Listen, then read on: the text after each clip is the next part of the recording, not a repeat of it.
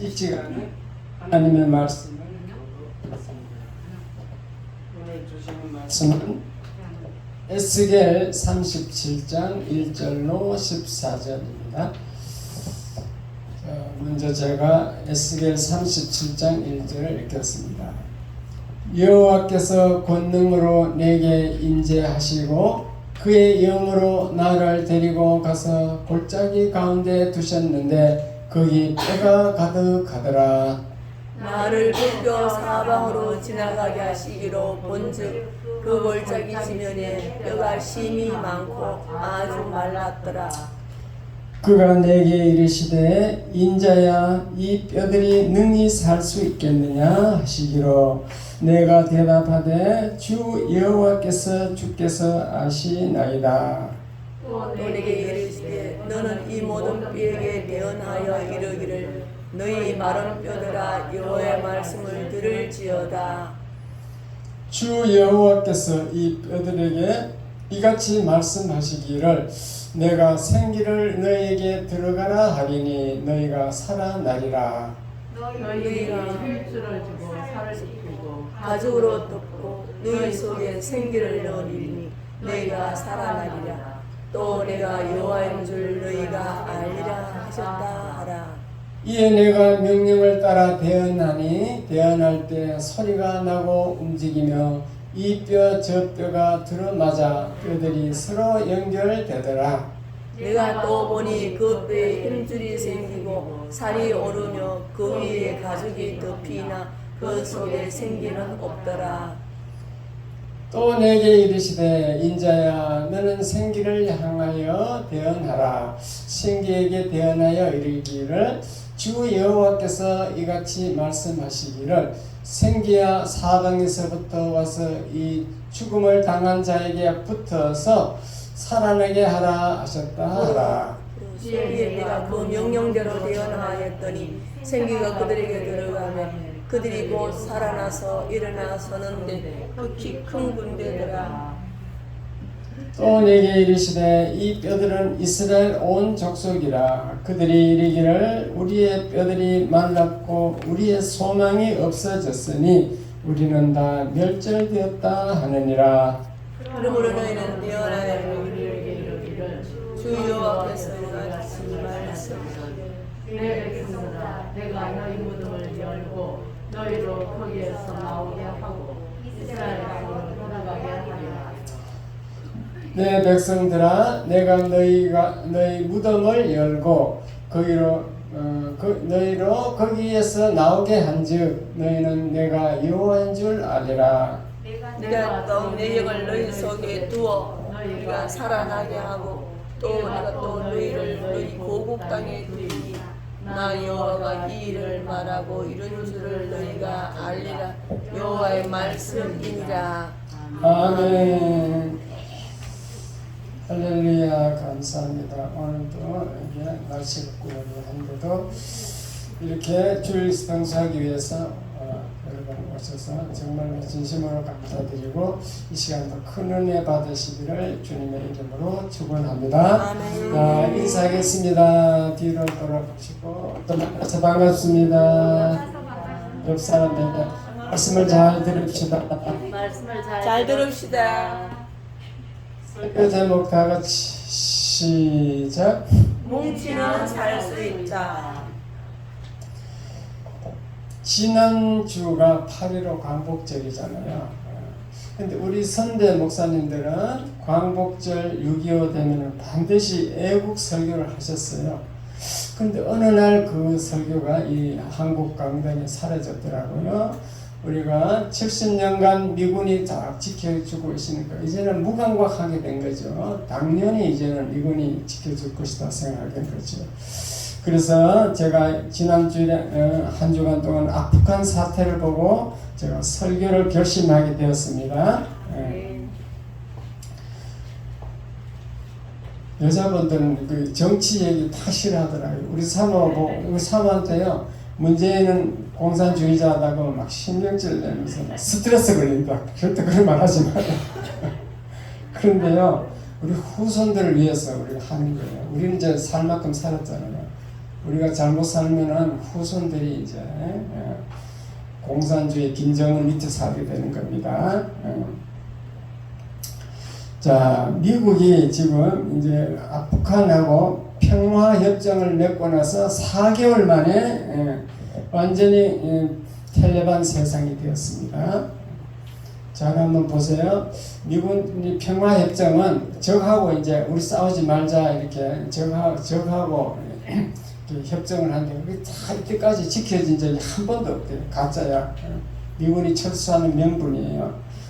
자, 월남은 평화협정하고 1년 만에 공산 베트남이 침공해서 망했고 아프간은 4개월 만에 망하더라. 우리나라도 종전협정, 평화협정을 체결하면 똑같이 된다는 것을 교훈으로 삼아야 돼요. 이제 지구상의 남북 분단 이렇게 배치되어 있는 건 우리나라밖에 이제 없습니다. 전쟁에 지면요, 항상 여성이 손안을 당하게 되어 있습니다. 여성과 그 다음에 기독교가 손안을 당합니다. 그 유튜브 이렇게 보니까 아프간 여자 중학생이요 이렇게 올려놨어요. 내가 영어를 배우면서 꿈에 부풀어서 살고 있었는데 이제 꿈이다. 꿈을 다 접어야 되겠다. 이제 망했다. 그럽니다. 텔레반 지도자들이요 아프간을 점령해서 맨 먼저 한 게 뭔가 하면요, 거리에 여자들은 해교는 이게 부르카라고 딱 그 아프간은 부르카를 쓴대요. 히잡 쓴 사람도 있고 부르카 네 종류가 있는데 얼굴을 얼마큼 가리느냐에 따라서 부르카, 히잡을 이렇게 구별되는데 부르카는 완전히 다 가리고 눈만 딱 내놓는데 그 눈에도 이제 망사를 또 해야 돼. 그렇게 하는 데가 아프간이에요. 그래서 어떤 여자가 부르카 안 하고 시내 나왔다가 바로 총살당했잖아요. 그리고 그 뭐라고 하느냐면 15세에서 45세까지 처녀를 수집해서 막 잡아내갖고 아프간 지도자와 강제 결혼을 시키겠다 그랬죠. 해교는 여자를 4명까지 거느릴 수 있잖아요. 그 여자 다 있는데도 또 갖다 주겠다는 거, 선물로 주겠다는 거지. 그리고 기독교가 지금 아프간의 1% 정도 돼요. 기독교인이. 그 아프간 인구가 한 3천만 명 되는데 1%면 30만 명입니다. 30만 명을 다 죽이겠대요 지금. 그러니까 텔레반 인구가 20만 명밖에 안 되는데 군인은 한 6만 정도 되고 자기들 인구보다 더 많은 기독교인을 다 죽이겠다는 거죠. 그렇게 무지막지한 텔레반이라. 여자들이 손톱 여기에 매니큐어를 칠하면 손을 잘라버려요. 어떤 아이가 연을 날리니까 팔을 잘라버린다. 그런 나라가 지금 그 아프간 그 텔레반들인데, 그러면 국가는 남자가 지키잖아요. 그러면 아프간 군인들이 미국이 20년간 자유민주주의 이렇게 만들려고 막 군인을 훈련시키고 돈을 대주고 할 때 스스로 남자가 나를 지키려고 뭉쳐야지. 그리고 남자가 뭐 전쟁에 나가서 지키면 그 남자를 다스리는 건 여자잖아요. 그렇죠? 여자 말 안 듣는 남자가 있어요? 없죠. 그러면 여자가 남자를 어떻게 꼬시가 하든지 뭉쳐서 애국하도록 나를 지키도록 해야 되는지, 그걸 지금 나라가 있는 것은 관심이 없고 그날 오늘 그냥 미국이 지켜주니까 좋다. 그 군인이요, 텔레반 군인은 6만 밖에 안 되는데 아프간은 30만 명이에요. 30만 명이 이제 4개월 만에 망하는데 그 30만 명이 군인이 다 군인이 아니에요. 그러니까 가짜로 군인을 등록해놓고 월급 받아먹는 거지. 그리고 막 미군이 총을 주면은, 미군 군인들 훈련시키잖아요. 훈련시키고 총을 주면은 그 텔레반한테 가서 팔아먹어버립니다. 그렇게 해서 이제 아프간이 망하게 된 거죠. 그 아프간을 조금 더 설명을 해드리면은, 이제 알카에다 빈 라덴이 9.11 테러를 했잖아요. 그 알카에다 조직이 대부분 텔레반들이 구성되어 있대요. 그러니까 빈라덴은 이제 그 아프간 텔레반 출신이라는 거지. 그러니까 미국이 이제 9.11 쌍둥이 건물을 비행기로 갖고 막 폭파시켜 버리니까 이제 보복을 한 거죠. 보복을 해서 아프간을 점령을 했습니다. 그리고 결국은 빈라덴을 파키스탄에서 찾아가지고 죽였습니다. 근데 죽이고 철수를 하는 게 아니고 이제 자유민주주의 좀 만들어 보려고 20년간 이제 주둔을 한 겁니다. 그러니까 여자들이 얼마나 좋겠어요. 막 밖에 막 옛날에는 소련이 점령했대요. 소련이 점령할 때는 미니스커트 입고 다녔어요, 여자들이. 그러면 미군이 점령하니까 뭐 자유민주주의 만드니까 뭐 여자들이 마음대로 그냥 공부도 하고 막 애들이 막 BTS 우리나라 방탄소년단 있잖아요. BTS 음악을 막 듣고 좋아하고 이랬대요. 갑자기 그냥 지옥 같은 세상이 되는 거지. BTS 음악은 사라지고 뭐 이상한 음악이 막 거리에 흘러나온대 지금. 자, 그렇게 왜 그렇게 되는가? 탄압을 하지 않았다. 부정부패가 심했다.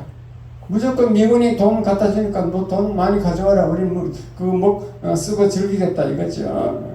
그리고 무질서 무법천지예요. 2번이나 부정선거를 했고, 군인들은 전혀 애국심이 없고 막 무기 팔아먹고. 그러니까 미군이 보니까 막 돈은 계속 들어가는데 얘들이 그 지킬 의지가 없는 거죠. 군인을 계속 훈련시켰는데도 이게 뭐 텔레반하고 내통해서 무기를 팔아먹으니까. 그러니까 아프간은 지도자가 없어서 망하는 거예요. 지도자. 옛날에 이승만 대통령, 박정희 대통령 그런 사람이 없다는 얘기죠. 그 4개월 만에 카불이 함락당하니까 대통령이 자기 돈 싸가지고 먼저 도망가는데 그 돈이 비행기에 다 실을 수 없어 트럭에 좀 놔두고 갔대요. 그런 나라가 어떻게 미국이 지켜주겠냐는 거지.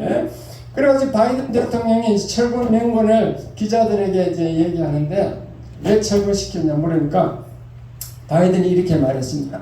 싸울 의지가 없는 민족에게 미국이 대신 싸워줄 수 없다. 그렇죠. 저 나라 민족이 지들이 안 싸우는데 왜 우리나라 군인이 거기 가서 싸워줘야 되는 거 그 말이죠. 그리고 이제 철수할 때 최신 무기를 다 넘겨줬어요. 최신 무기 미군이 다 넘겨줬는데 그래서 미군이 철수하면서 바이든 생각은 한 1년 반은 견딜 것이다. 무기가 워낙 많으니까 그렇게 생각했는데 정말로 30만 명이 6만 명 군인을 못 이기고 4개월 만에 점령당하더라. 그래서 그것은 우리에게 무슨 교훈을 주느냐 하면요. 아무리 최신 무기를 주고 군인 수가 많아도 정신적으로 뭉치지 않는 나라는 망한다. 그게 월남도 똑같아요. 월남도 막 미군이 최신 무기를 다 놔두고 그냥 갔어. 무기 가져간 거 아닙니다. 철수할 때는 너희들이 지키라고 놔두고 간 건데 그냥 1년 후에 대통령이 쳐들어오니까 뭐 한번 싸워보지도 못하고 딱 손들고 나와버렸잖아요. 자, 우리나라는 북한 군인 수가 120만 명입니다. 그 한국 군인 수는요, 저는 60만 명인데 지금 10만 명을 줄였어요. 50만 명이 됐어. 왜 줄였는가 하면 그 명분은 우리나라는 최신 무기니까 북한하고 당할 수 있다는 거지. 최신 무기. 그 아프간 사태 이런 거 보면 그냥 무기 최신 무기 아무 관계 없습니다. 그 군인 정신력이 문제인 거지. 그리고 북한은 10년간 군 복무를 해. 10년간. 그래가지고 얼마나 김정은 위대한 수령 김정은 해갖고 딱 어릴 때 유치부부터 계속 그 김정은 수령 하나님으로 섬기도록 그렇게 하나님처럼 섬기고 있잖아요. 그런 북한 군인을 우리나라 군인은 오합지졸이라. 왜냐? 농산훈련 한 달 훈련 그게 끝이에요. 그냥 군에 가서 뭐 1년 반 정도 조금 근무하다가 그냥 제대하는 겁니다. 전혀 이게 싸울 의지가 안 되는 그런 훈련이 안 된 군인이죠. 그래서 우리가 한번 잘 생각해 봐야 됩니다. 17년 전 그 황장엽 선생한테 기순했던 그게 북한의 주체 사상을 만드는 사람이 황장엽이잖아요. 황장엽이 우리나라 기순에서 그 어떤 교회에서 어느 게 금남교인가 교회에서 제가 직접 그 황장엽 그때다 그 몸이 약해서 의자에 앉아서 강의를 하더라고요. 강의 제가 들어봤는데 그때 그 황장엽 선생이 뭐라고 하냐면 한국의 고정 간첩이 5만 명이라고 했습니다. 5만 명. 최근 이제 청주에 간첩을 잡았잖아요. 그것은 빙산의 일각이라 국정원에서 5년간 계속 그 사람을 추적했는데도 안 잡고 그냥 가만히 놔둔 거예요. 그런데 왜 잡았냐? 이 국정원 그 간첩 그 대공 업무를 경찰에 넘기겠다 하니까 국정원 직원들이 자기가 이제 신분이 위태롭거든. 그러니까 이제 그걸 하나 작은 걸 하나 터뜨린 거지. 그 발표 들어보면요, 청와대, 국회, 검찰, 법원, 국정원, 이게 국정원까지 모든 권력기관, 검찰, 법원하고 다 간첩이 포진되어 있다는 걸 우리가 알 수 있어요. 그런데도 우리나라 사람들이 전혀 무관심한데, 저희가 목사로서 기도하면은 어떻게 우리가 밖에 나올까? 우리가 살기는 단결하고 단합하는 방법밖에 없다. 그래서 이 본문이 말을 우리가 갈 길을 알려주는 겁니다. 이 본문 내용이 뭔가 하면요, 이스라엘이 나라를 잃고 바벨론이 그때 제일 유럽, 아시아 통틀어서 제일 강한 나라거든요. 거기 포로로 끌려가서 70년간 포로 생활을 했습니다. 그 중에 이제 이스라엘은 선지자가 있잖아요. 선지자 2사람이 있었는데, 이 궁중에 대궐 안에서 선지자 노릇하는 사람이 다니엘이고, 이 궁궐 밖에서 선지자 하는 사람이 에스겔 선지자예요. 그래서 그 다니엘과 에스겔이 우리나라 좀 살려달라고, 우리나라 회복하게 해주세요. 맨날 동방을 예루살렘을 향해서 하루 3번씩 기도하고 막 그렇게 하고 있으니까 어느 날 하나님이 에스겔에게 나타났어. 오늘 본문이 그거예요. 그래서 에스겔에게 환상을 보여줬는데, 에스겔 선지자를 골짜기로 데리고 갔습니다. 그 골짜기 가서 너희들 저 흩어진 뼈들을 잘 보아라 그랬습니다. 그래서 네가 명령을 하면은 내가 참 기적을 일으킬 건데, 저 뼈들에게 붙어라. 또 뼈가 붙고 힘줄은 살아나라. 또 생기야 들어가라. 그렇게 살이 막 붙어라. 이렇게 명령을 하라는 거지.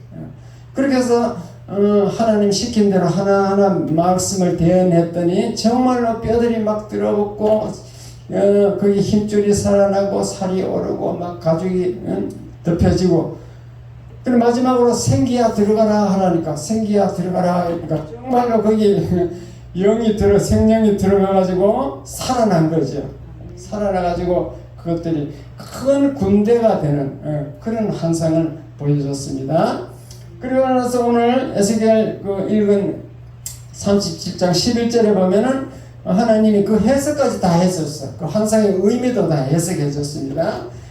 그것은 그 뼈는 너희들 이스라엘 백성이다. 그 얘기입니다.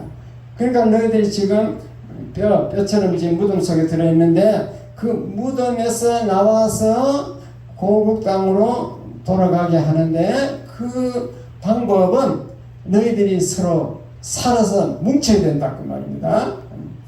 이스라엘 백성은 이제 모세오경을 잘 읽어보면서 전투할 때요, 이제 10부장, 100부장, 1000부장 이렇게 다 조직을 하도록 돼 있어. 10부장은 10명 중에 장이 하나 나와. 100부장은 100명 중에 지도자가 나오고, 1000부장은 1000명 중에 이렇게 딱 조직을 뭉치게 돼 있어요. 나쁜 나라에 종으로 갔으니까 이런 조직을 할 수가 없어요. 남은 종인데. 그래서 그때부터 이제 이 뭉친 거예요. 10부장, 100부장, 1000부장. 딱 뭉쳐가 있으니까 그 정보를 고레스 왕이 듣고 위협을 느꼈어. 야, 저놈들이 뭉쳤네. 지금 우리한테 적이 쳐들어올 때 적편이 되면 우리는 더 큰 손해보겠다. 이거 저놈들 빨리 해방시켜 줘야 되겠다. 그래서 고레스 왕이 기국 명령을 내리신 줄 믿으시기 바랍니다. 그리고 고레스 왕이 너희들 이제 너 나라 돌아가라. 그리고 이스라엘 돌아가야 됩니다. 우리나라도 마찬가지로 국민이 왜 뭉쳐야 되는가? 안 뭉치면 왜 우리 후손들이 망하는가? 우리는 지금 살만큼 살았지만도 자 보세요. 여러분 대사관에 안 가봤죠? 미국 대사관 가면 앞에 있습니다. 그거 가면요 그 좌파 세력들 특히 민중당이라고 하더라고. 내 사촌 조카도 민중당에 있어요. 사촌이 그렇다니까 그래도 그러니까 자기 집안이 다 그게 문제가 있는 거예요. 자, 그의 좌파 세력들이 날마다 미 대사관 앞에 가서 미국 물러가라고 외칩니다. 근데 그 내부 행위를 하는데 아무도 관심이 없어요. 한 번에 막 미국 담을 넘어갔어. 담을 넘었어. 대사관 담을. 남은 나라요. 이 치외 법권입니다. 대사관은 그건 미국 땅이 담을 넘어가 미국 땅이요. 남은 나라. 남은 나라에 넘어가는 거지. 그리고 정치인들 한번 보세요. 정치들은 패거리 정치를 합니다. 분리시켜요. 자기가 그 정권 오래 잡으려면 패를 만들어, 네 편, 내 편 만들어야 되잖아요. 그러니까 전라도, 경상도 막 패를 분리시키는 겁니다. 좌파, 우파 나누는 거지. 그리고 막 지역 감정을 막 자극시켜가지고. 제가 유튜브에 보니까요, 우리나라가 하나 되려면은 세 가지가 없어야 되는데, 세 가지가 뭔가 하면, 호남 향무회가 없어야 되고, 고대 동무회가 없어야 되고, 해병대 전우회가 없어져야 되는데, 요것들은 딱 뭉쳐가 있대. 참, 우리나라 희한한 민족이, 참, 이쁘게 내 편 참 가르는 거죠. 이것이 자유민주주의로 뭉쳐야 되는 거예요. 자유민주주의로 뭉쳐서 그 종북주의를 몰아내야 될 줄 믿습니다. 왜 이걸 그렇게 해야 되냐? 우리 역사를 잘 알 때, 역사를 왜 배웁니까? 역사를 배우는 이유는 현재 내 위치를 알려고, 현재 내 위치를 알고 내가 앞으로 나아갈 방향을 알기 위해서 역사를 배우는 줄 믿으시기 바랍니다. 우리 수급자 중에 누구죠? 동국대 당국대 부총재 하는 윤내영 그분이 역사학자더라고. 저 전라도 출신이더라고. 역사학자. 우리 사모가 물어봤어. 역사를 왜 배웁니까? 이렇게 그 얘기하는데 그대로야. 그 사람 할게 맞다 이러더라고. 앞으로 나아갈게. 현재를 알고 앞으로 나아갈게. 그렇게 해서 역사를 알아야 되는데, 자 그래서 역사 얘기하기 전에 찬양 찬송 하나 부르고 복음성 하나 부르겠습니다. 어두워진 세상길을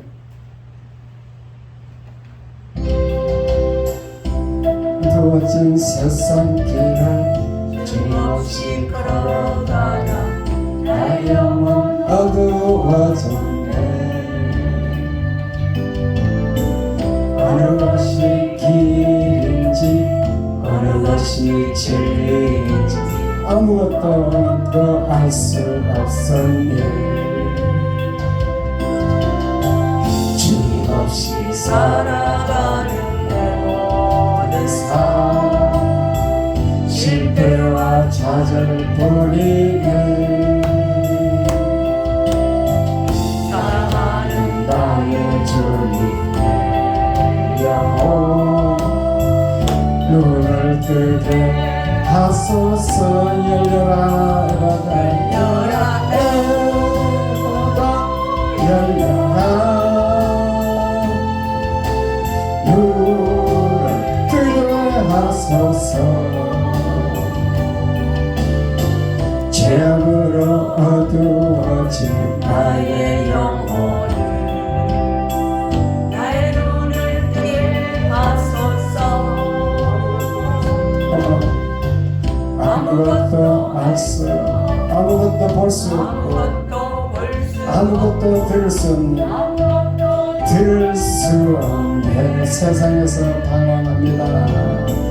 세상에서 방황하며 이리저리 헤매이다. 사랑하는 주님 만났네. 어두웠던 나의 눈이 열리고 막혔던 길가 열렸네. 낙담했던 나의 마음 열리고 나의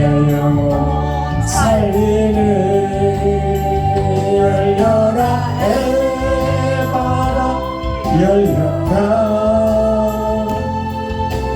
눈을 뜨게 하소서. 죄악으로 어두워진 나의 영혼을 나의 눈을 뜨게 하소서. 아멘. 자, 우리나라가 1945년제 자, 일본 식민지에서 어떻게 된가 하면은 1945년 8월 6일 날 히로시마에 원자 폭탄이 터지고 8월 9일 3일 후 8월 9일에 나가사키에 원자 폭탄이 터졌습니다. 여러분 히로시마 안 가봤죠? 저는 히로시마 그 원자 폭탄 터진 자리 가봤거든요. 그 기념으로 딱 공원 만들어 놨어요. 조금 돔 그게 다 부사지 철근만 이렇게 위에 있어요. 돔 위에 그거 그대로 보존해 놨어요. 한번 가보겠습니다. 그만큼 그게 원자 폭탄이 무서운 것을 우리가 알 수 있죠. 근데 원자 폭탄을 떨어뜨릴 때 미국이 예고를 했을까요? 안 했을까요? 했습니다. 미국은 기독교 국가인데 무지막지하게 모르게 떨어뜨리지 않습니다. 삐라는 막 비행기로 막 뿌리면서 원자 폭탄을 터뜨렸다니까 30km 밖으로 그러니까 다 가라 피난하라 했는데도 그 일반 사람이 들었을까요? 안 들었을까요? 안 들은 거예요. 우리가 전도할 때 우리 죽으면 당신 예수 안 믿고 죽으면 지옥 갑니다 해도 우리 그건 지옥 갑니다 하는 건 경고거든. 경고. 우리가 아무리 경고해도 그 사람이 안 듣잖아. 그거와 똑같은 거예요. 그래갖고 정말 30만 명 이상이 죽었습니다. 그러니까 8월 15일 6일 후에 천황이 무조건 항복을 했죠. 그러니까 어떻게 됐냐? 소련이 바로 그 소련군 대위 김일성을 앞세워가지고 평양에 들어와 버렸어. 평양에 들어와서 막 바로 조선인민민주주의 세워가지고 막 토지 개혁하고 막 다 하는 거예요. 공산주의 막 만들고 있는 거예요. 그때 이제 남한에는 이제 김일성이가 박헌영을 시켜서 너는 남한에 가서 남노당을 만들어라 이래가 박헌영이 열심히 남노당을 이제 만들어서 하고 있는 거죠. 근데 미국이 바로 들어온 게 아니고 미국은 한 달 후에 들어왔습니다. 그때 이제 미국은 이제 하지 중장이 우리나라 들어와서 이제 점령군으로 들어왔는데 그때 이승만, 김구를 바로 못 들어오게 했어요. 들어오려고 하니까 그 임시정부 우리는 임시정부 요인이니까 임시정부 요인으로 들어오겠다 하니까 들어오지 말라 그랬어요. 왜냐하면은 하지 중장이 하는 얘기가 너희들 이제 들어오려면 개인 자격으로 오라. 자유민주주의는 선거를 해서 대통령 뽑아서 되는 거지 네가 임시정부에 뭐 했다 해서 되는 게 아니다. 이렇게 못 들어오게 하니까 그러니까 이제 이승만이 그때 어떻게 했는가 하면요. 이승만은 조지 워싱턴 대에서 학사학위를 받고 하버드 대학에서 석사학위 프린스턴 대학에서 박사학위를 받은 사람이에요. 그러니까 하버드 대 다닐 때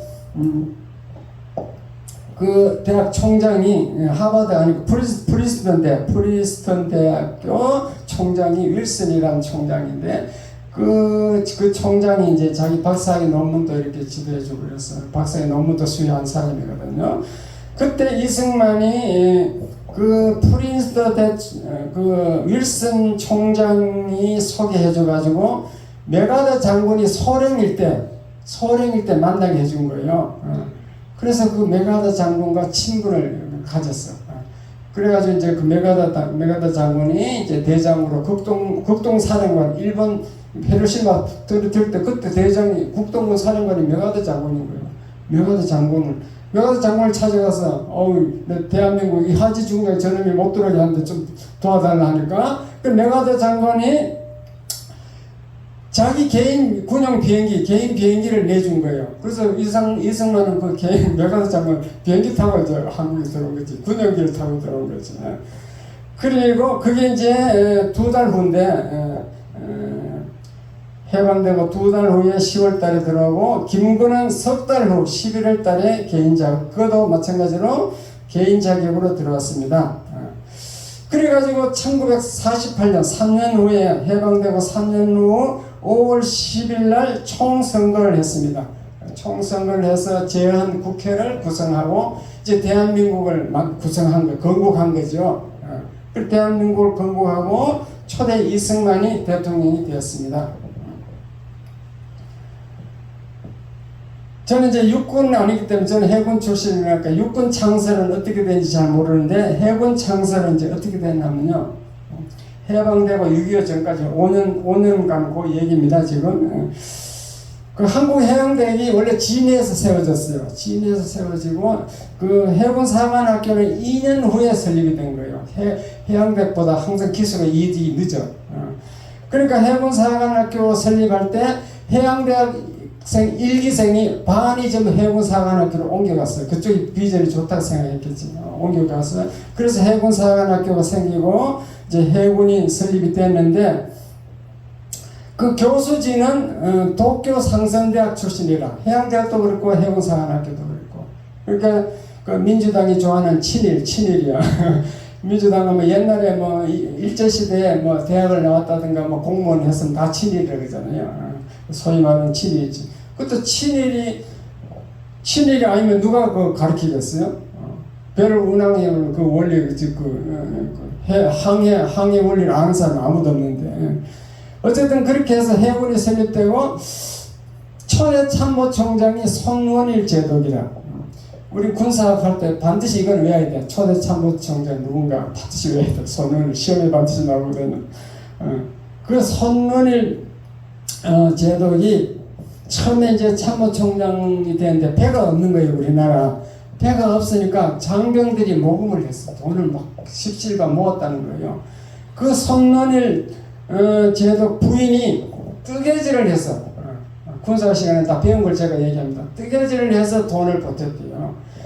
그렇게 해서 하와이에서 이제 군함을 하나 사는데 그게 백두산호야. 백두산호 최초 군함이지. 제가 1972년도 진해 4학년 때 해양대학 4학년 때 진해 항상훈련을 갔는데 그 가보니까요 그 구축함은 이제 군사용어로 DD라고 그래. 디스트로이어. DD 전투함이지. 전투함. 그 구축함 한 서너 척 97, 96 뭐 이런 번호를 붙이고 있습니다. 한 서너 척만 이 자동화돼 있더라고. 뭔가 하면 이제 이 비행기가 이렇게 가면은 레이더가 따라가잖아요. 레이더가 따라가면 포가 전자장비에 연결돼가 자동으로 포신도 따라가야 돼. 그게 자동화인데. 그렇게 된 건 한 서너 척밖에 없고 전신 2차 대전 때 쓰던 거 이제 그걸 포를 달아놨어.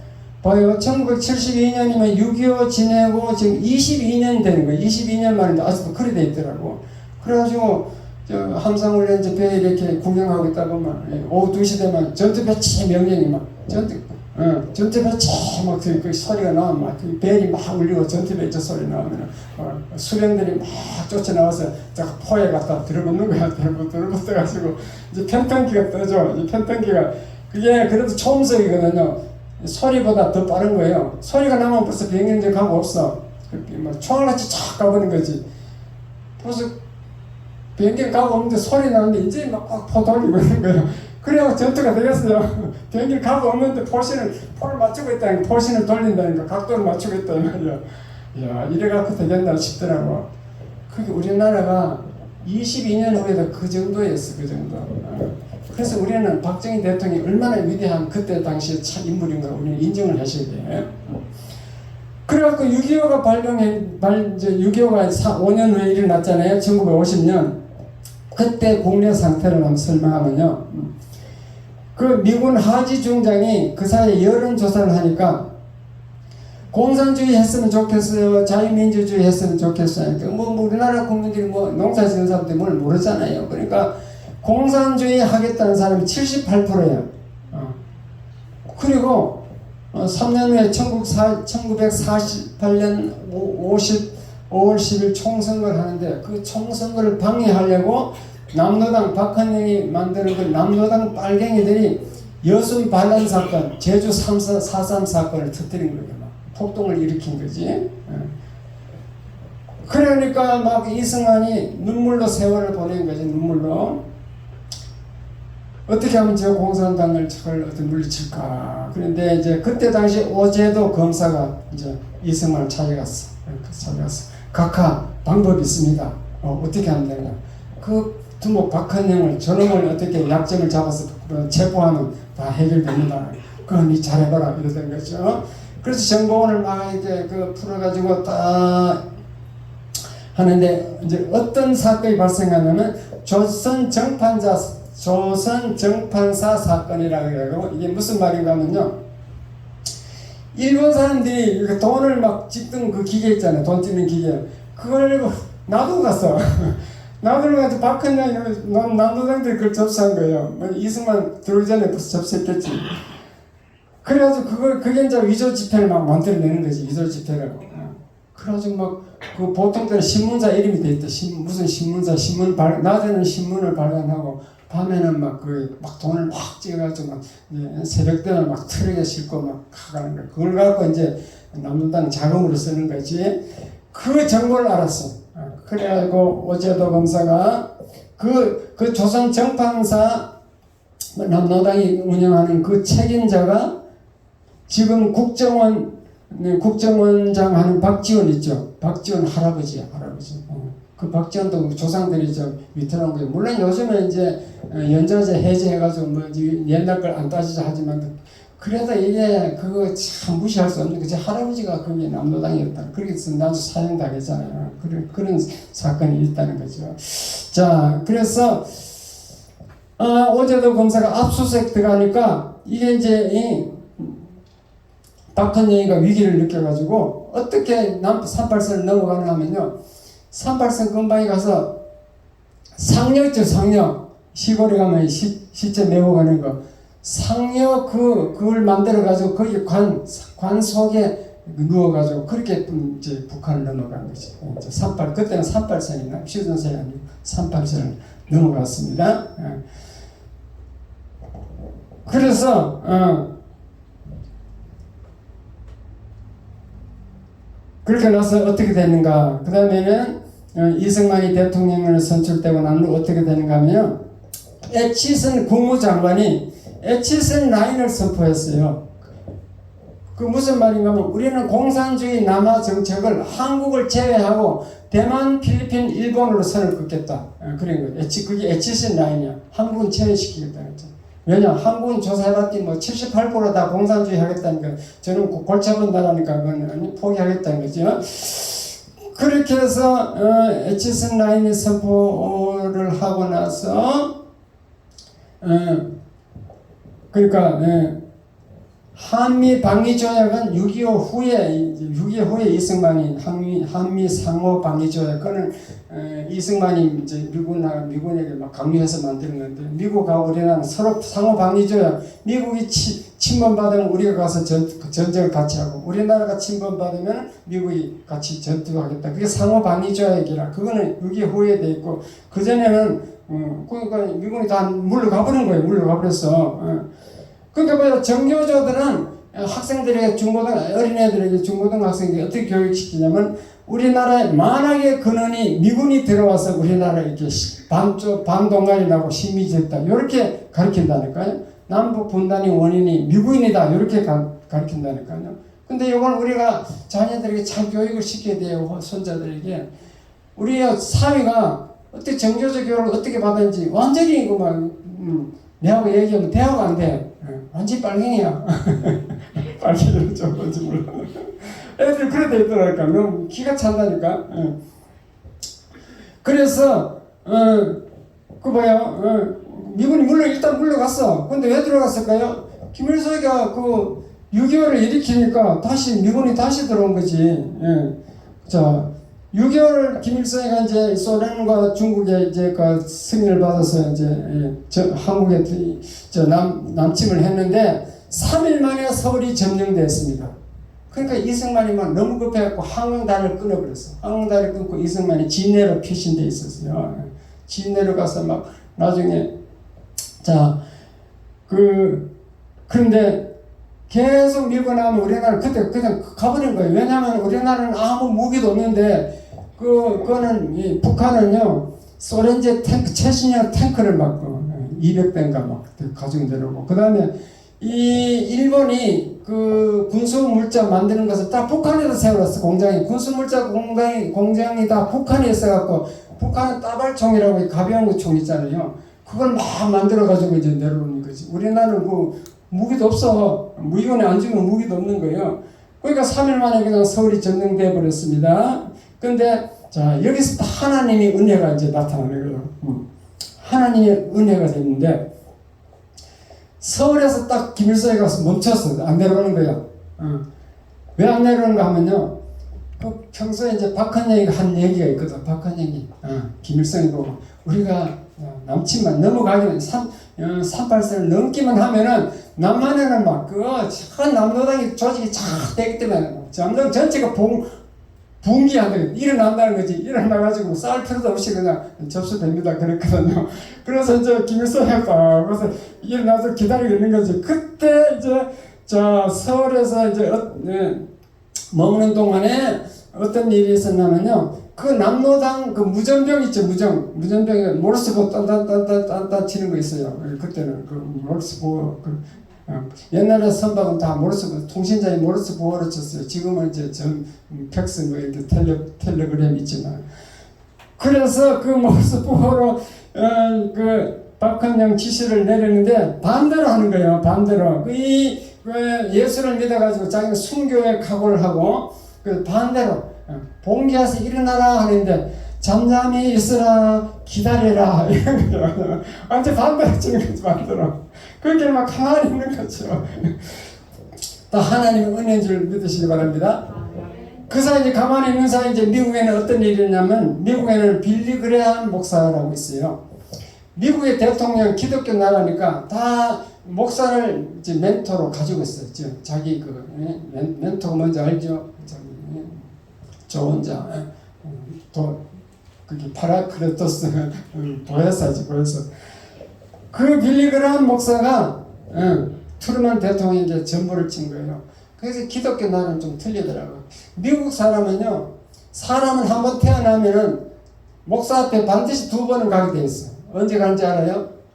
처음에 결혼할 때 목사 주례가 반드시 있어요. 그 다음에 죽으면 장례식, 매장을 하려면 반드시 목사 사인이 있어야 돼요.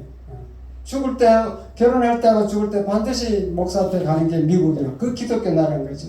그래서 빌리 그레함 목사가 그 트루먼 대통령에게 전보를 친 거예요. 긴급 전보. 뭐라고 쳤냐면은 지금 한국에 기독교인이 40만 명이 있습니다. 우리 그들을 구해야 됩니다. 그들을 놔두면 그 다 죽습니다. 지금 아프간이 와서 30만 명 있잖아요. 30만 명이 지금 다 죽게 생겼다니까. 그때 우리 40만 명인데도 그 멘토 빌리 그레함 목사의 말을 듣고 트루먼이 움직인 거예요. 그래서 유엔 안전보장 이사회를 이제 개최해가지고 그래서 16개 나라가 이제 유엔군으로 우리나라 들어온 거지. 그때 당시 이제 자 전투가 벌어졌을 때 저는 육군에 대해서는 잘 모릅니다. 해군에 대해서 말씀드리면 북한에서 이게 김일성이 어떤 생각하면 이게 육군만 쳐들어가는 게 아니고 해군 시켜갖고 저 부산에 점령해 부산에 들어가 버리면 인천 상륙 작전처럼 부산에 들어가서 딱 점령해 버리면 미군 수송을 못 하죠. 미군 군수물자가 부산에 들어와야 되는데 못 들어오잖아요. 얼마나 좋은 아이디어예요. 그렇게 하려고 이제 군함에다 그 인민군 1000명을 싣고 이렇게 포장을 막 가짜로 어선처럼 위장을 해가지고 이렇게 내려오고 있었어요. 그것을 이제 우리나라 그 백두산함이 포항 근방 영일만에서 그걸 발견한 거예요. 그래갖고 그 백두산함이 그 군함을 격침시켰습니다. 그때 함장이 최영섭 중령이 누군가 하면 지금 감사원장하다 대통령 출마하겠다고 나온 사람 있죠. 최재형. 그분 부친이야. 그분이 한 달 전에 죽었어요. 오래 살았더라고요. 최영섭 중령이 함장으로서 격침시켰죠. 그러니까 이제 그 다음에는 이제 북한은 해군은 전혀 힘을 못 쓰는 거예요. 그래서 미군이 막 들어오니까 이제 해군은 우리나라 휴전선 한번 보세요. 저 위에 올라가니까 평양도부터 저기까지 다 점령했어. 근데 미군이 이제 휴전 협정하면서 양보해준 병령도까지만 하고 양보해준 거잖아요. 다 점령한 거예요. 그러나 해군이 공군하고 해군은 완전히 점령한 거죠. 근데 우리나라 군인들 보세요. 우리나라 그 학도병하고 그때 군인들 참 그 연금을 줘도 많이 줘야 돼. 그때 우리는요, 북한은 소련제 가벼운 따발총 막 갖고 여기 왔는데, 소련제 탱크를 갖고 왔는데, 우리나라는 미국이 준 그 M1 소총이라고 있어요. 제가 해병대 다닐 때 맨날 M1 소총, 집총 들고 막 구보하거든요. 나중에 막 마지막에는 영도 일주까지 했는데, 그게 엄청 무거워. 그게 무게가 얼마인지 압니까? 9.5파운드예요. 이것도 안 외우면 군사학 시험에 떨어져. 9.5파운드. 대검을 꼽으면은 10.2파운드. 키로로 환산하면은 4.3kg. 대검을 꼽으면 4.6kg. 여러분, 고구마 5kg짜리 한 박스 있잖아요. 그거 든 거 마찬가지야. 그거 들고 막 전투를 해야 된다니까. 제가 젊을 때 24 살이지만 그거 들고 집총 이리 들고 구보했다는 거.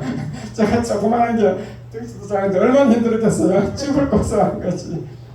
그거 무거운 거 막, 우리나라 6.25 때문에 제대로 밥이나 먹었겠어요. 학도병들 가갖고 막 겨우것도 쌀뭐 먹는 그거 막 질질 끌리는 M1총을 막 들고 다니면서 전투했으니 얼마나 고생했겠어요.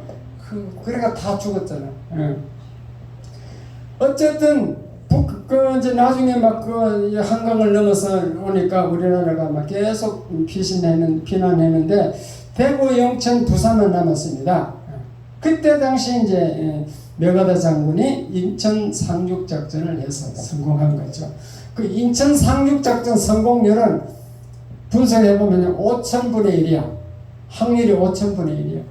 왜 그러냐? 인천은 간만 조류차가 심하기 때문에 간만 잘못 하다가 걸려버리면요, 다 들어오지도 못해. 육지에 다 걸려버려. 그러니까 막 너무너무 어려운데요, 이게. 그리고 이제 월미도에서 막 계속 밤에 서치라이트를 막 비추고 있어. 그러니까 미군이, 메가다 장관이 우리 대한민국 민간인을 불러가지고 훈련을 시킨 거야. 왜냐? 그 월미도 서치라이트를 먼저 점령해야 되거든. 막 비추면 다 보이니까. 그래가지고 그 게릴라 훈련을 시킨 거지. 그때 월미도 서치라이트 그것을 우리나라에 그 훈련받은 군인이 가서 다 미리 가서 파괴시킨 거예요. 그리고 그때 당시 그 게릴라 우리나라 군인 다 죽었어요. 그래갖고 인천 상륙 작전이 성공한 줄 믿어야 돼요. 내가 왜 이 얘기를 하냐면 우리나라가 이렇게 된 것은 많은 사람이 희생이 있었다는 거지. 얼마나 많이 죽었냐? 6.25 때 사망자가 우리나라 육군이 13만 명이 죽었습니다. 부상자가 45만 명이 죽고, 인민군은 더 많이 죽었어요. 인민군 사망자는 52만 명이에요. 그리고 유엔군은 3만 8천 명이 죽었습니다. 그 군인만 죽었냐? 우리나라 민간인 24만 명이 죽고 북한은 28만 명이 죽었습니다. 그러면 근데 이승만 대통령은요, 진해에서 피신해갖고 이제 부산, 영천, 진해 요쪽만 남았잖아요. 그때 미군들이 이승만 대통령 보고 저 일본이나 하와이로 피신하라고, 여기서 중국도 피신하라고 했을 때 이승만 대통령이 뭐라 한지 알아요? 자, 월남, 아프간과 뭐가 다른가 한번 보세요. 자기 권총을 딱 가지고 있어요. 권총을 가지고 내 마누라 쏘고, 내 마누라 쏘고, 인민군 들어온 한 놈 쏘고, 나도 내 스스로 나를 쏴서 죽였다. 이렇게 자기를 하겠다는 거지. 그렇게 그 미군들이 포기했다고 그러잖아요. 그렇게 해서 나라를 지켜야 돼. 아프간은 대통령이 돈을 막 가지고 뭐 헬리콥터라도 실었겠지. 싣다가 다 못 실어서 트럭에 놔두고 갔다 하잖아요. 그런 나라가 어떻게 누가 미군이 볼 때 내가 미군 군이라도 그런 나라는 지켜주겠어, 안 지켜주겠어? 안 되는 거예요. 우리 국민이 자기가 스스로 지킬 의지가 있어야 되는 거지. 이 우리나라 대한민국은 남의 나라가 와서 지켜주지 않습니다. 미국은요, 섬나라 해양 국가이기 때문에 자기 이익을 위해서는 대한민국을 포기할 수도 있습니다. 자, 미군이 빠지면은 우리나라 외국 자본은 다 물러나요. 다 바로 그날로 외국 자본 빠져나가고 정권이 다 완전 종쪽이 되는 거지. 그래서 빈곤 국가가 될 뿐 아니라 김정은이 바로 남침하게 되었습니다. 내가 보죠. 최신 무기와 숫자와 관계없어요. 또 숫자가 북한은 120만 명 훨씬 많아. 우리나라 2배 이상 되잖아요. 더 많고 의지력도 강하고 너희들 남한만 점령하면 남한 천연을 다 너희들 것이다 이럴 거 아니에요. 김정은이가. 그럼 얼마나 열심히 싸우겠어요. 그러니까 우리나라는 우리가 지켜야 되는 줄 믿으시기 바랍니다. 그렇게 후손들에게 우리는 안보의식 교육을 해야 돼요. 후손들에게. 절대 이대로 그냥 좋다 해서 막 계속 이런 나라가 되는 게 아니고 우리는 미군이 지켜주니까 이렇게 되는 거지. 미군이 빠지면 너희들은 하루아침에 그냥 간다. 죽는다. 특히 기독교는 다 죽는다. 기독교는 무조건 다 죽인다. 이 남북 분단 상태에서는 북한이 주적인 거예요. 주적. 근데 문재인은 지금 주적을 없애버렸어. 군인들에게 교육을 시켜가지고 주적이 아닌 걸 아니로 돼요. 주적이 국방백서에 주적이 없습니다. 우리나라는. 그러니까 우리가 믿는 사람이라도 우리는 저와 여러분은 하나님께 기도하고 스스로 애국자가 되어야 됩니다. 내 고향 사람이라고 종북 세력에게 절대로 표를 주면 안 됩니다. 인터넷 잘 찾으면요. 종북 세력 국회의원이 누구라고 다 나와 있어요. 우리가 관심이 없어 그렇지. 그런 사람에게 절대 표를 주면 안 됩니다. 태극기에 경례를 안 하고 애국가를 부리지 않는 이러한 정치인들은 절대 정치하게 만들면 안 되고 국회의원 돼서는 안 되는 줄 믿으시기 바랍니다. 그래서 본문에 보면요. 오늘 말씀이 다 우리에게 다 지혜를 주고 있어요. 우리가 공산당을 이기는 비결은 좌파 우파 나누지 말고 하나가 돼야 된다. 경상도 전라도도 하나 돼야 된다. 똘똘 뭉쳐가지고 그렇게 하나 탁 되고 있으면요. 중국도 대한민국을 두려워하게 돼 있어요. 딱 우리가 뭉쳐서 북한까지 합쳐가 자유민주주의 통일되면요. 우리는 그 미국의 유명 정치학자들이 논문이 다 나와 있어요. 우리는 만주까지 차지할 수 있대요. 우리가 그렇게 강한 나라예요. 아주 위대한 나라를 우리 보고 있다는 전 세계에서. 그럼 얼마나 좋아요. 후손들에게 만주까지 다 물려주고. 중국은 완전 분리시킨다. 살아있어야 되겠네. 예? 김정은이 오래 살아야 돼. 김정은이 살아야 된다고요? 왜 중국을 안 넣고? 그건 이제 하나님께 맡겨야 돼. 김정은이 살아있는 것도 하나님이 다 역사를 하고 있다니까. 우리는 열심히 기도하면 됩니다. 기도하면. 그래서 우리는 하나로 뭉쳐면은 간첩들도 스스로 자수하게 돼 있어요. 왜냐면 가만 보니까 적화통일 가능성이 없거든. 저희 간첩들이 막 자꾸 생긴 이유는 이 적화통일 가능성이 있다는 거예요. 미국만 물러가면 된다는 거지. 이해됐어요? 다 그렇게 생각하는 거예요. 우리나라 정부 세력도 마찬가지야. 월남 보니까 1년 만에 막 다 적화되더라는 거지. 그 무기 숫자 아무 관계 없다는 거지. 정신력이 우리나라는 막 해이해져가지고 자본주의 물을 먹어서 막 엉망진창이라는 거지. 그래서 딱 뭉치면 간첩들도 스스로 자수한다니까요. 자기가 살기 위해서. 근데 이런 것은 정치인들은 절대로 못해요. 자기는 어쨌든 좀 권력을 맛을 보면요. 4년이나 더 하려고 막 그러기 때문에 절대 정치인에게 맡기는 안 되고 오직 교회만이 할 수 있는 줄 믿으시기 바랍니다. 교회가 어떻게 해야 되냐. 우리는 전도 열심히 해갖고 다 예수 믿게 해야 돼. 예수 믿으면 공산주의는 완전히 적이니까 공산주의는 예수 믿는 사람 다 죽이니까 그렇게 해서 예수 안에서 하나 되게 하면 해결됩니다. 그래서 저 여러분은 성도들은 첫째 나라를 위해서 기도하고 그 공산주의를 물리쳐 달라고 하나님께 기도해야 될 줄 믿습니다. 네 편 분리시키는 그 정치인에게는 절대로 표를 주면 안 된다. 내 고향이라고 무조건 찍어줘. 이거는 이제 우리 믿는 사람은 엄청난 어리석은 거예요. 나라를 망치는 거예요.